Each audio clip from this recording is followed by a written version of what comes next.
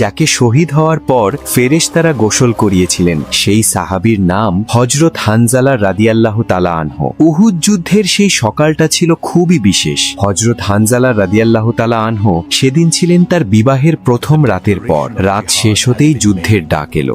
তিনি তখনও গোসল করতে পারেননি। এই সময় তার স্ত্রী জামিলা রাদিয়াল্লাহু তাআলা আনহা একটা আশ্চর্য স্বপ্ন দেখলেন। তিনি দেখলেন জান্নাতের দরজা খুলে গেছে আর হানজালা ভেতরে প্রবেশ করেছেন। তারপর দরজাটি বন্ধ হয়ে গেছে। জামিলা রাদিয়াল্লাহু তাআলা আনহা ঘুম থেকে উঠে ভীষণ ভয় পেয়ে গেলেন। তিনি সঙ্গে সঙ্গে 4 জন লোককে ডেকে বললেন, তোমরা সাক্ষী থাকো, আমাদের বিবাহ সম্পন্ন হয়েছে, আমরা একসাথেই ছিলাম। কারণ তিনি জানতেন হানজালা রাদিয়াল্লাহু তাআলা আনহু শহীদ হতে পারেন, আর তখন যেন কেউ মিথ্যা কথা বলতে না পারে। এই সাক্ষ্য খুব দরকার ছিল, কারণ কিছু লোক সুযোগ খুঁজত সাহাবীদের সম্মান নষ্ট করার জন্য। এদিকে জিহাদের ঘোষণা হয়ে গেছে। হযরত হানজালা রাদিয়াল্লাহু তাআলা আনহু আর এক